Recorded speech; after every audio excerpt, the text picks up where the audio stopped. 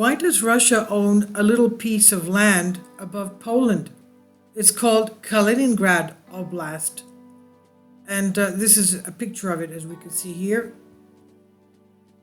Kaliningrad is an exclave. That means it's a piece of land surrounded by territory of other states, and enclaves may also exist within territorial waters.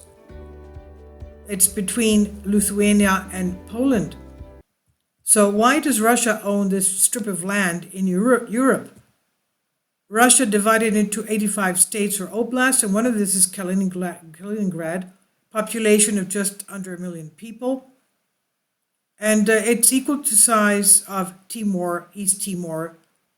Kaliningrad, strangely located 300 kilometers west of mainland Russia, resting beside Lithuania, Poland, and the Baltic Sea. And at first glance, its anomaly is puzzling. Why does Russia own this patch of land? Shouldn't it be part of a neighboring country?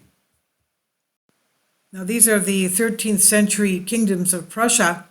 This area there that you see, that orange area, Sambia, this is Kaliningrad today, resting right on the Baltic Sea. So, why does this belong to Russia? The short answer is Germany was forced to give up huge patches of its conquered land at the end of World War II. In 1945, the Potsdam Agreement was signed by the USSR, now Russia.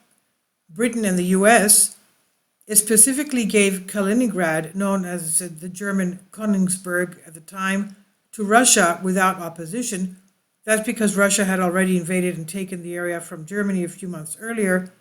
Plus, other surrounding nations were too broke to rebuild the area that already had Russian people, this area here. But why did Russia want it? Well, that would be a long answer. World War II was fought between September 1st, 1939 and 2nd September 1942. Germany was a key antagonist in the war after invading Western and Eastern Europe systematically, and German Nazi Party took control of the countries one by one. Before the height of its power, 1942, before its invasion was repelled by the Allied and Soviet army, and Wikipedia charts World War II invasion year by year. I'll leave a link below for you for that. And how and why Kaliningrad was taken. During the German retreat in 1945, that's when Kaliningrad, the German name of Königsberg, was claimed by the Soviets. Previously, the territory had been part of East Prussia, not Russia, which was part of the German Empire.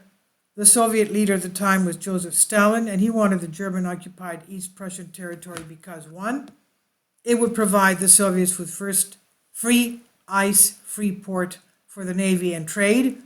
Two, it was strategically close to the rest of Europe. So if Soviets installed a military base, its influence would be more visible, in range, and important.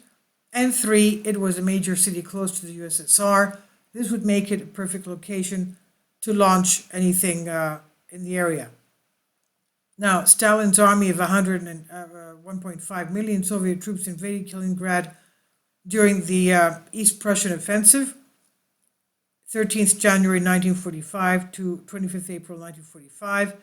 And the Soviet Union was victorious, took control of the city, expelling 2.5 million Germans across the area.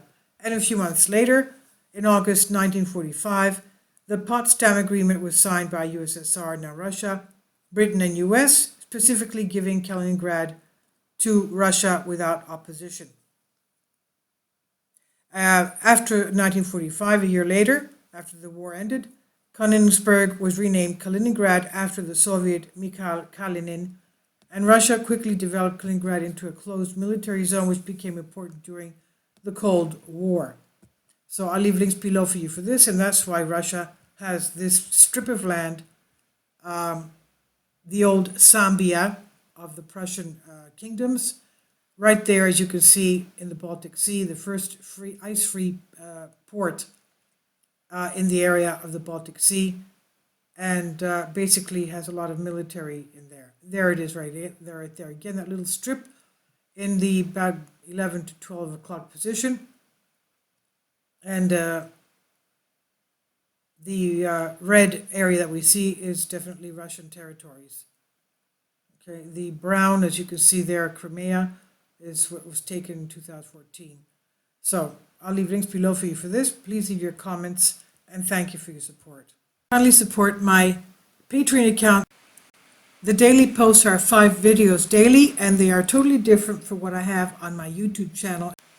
Thank you so much for your support and that you find all my content so interesting. You'll find the Patreon account details in the description box below.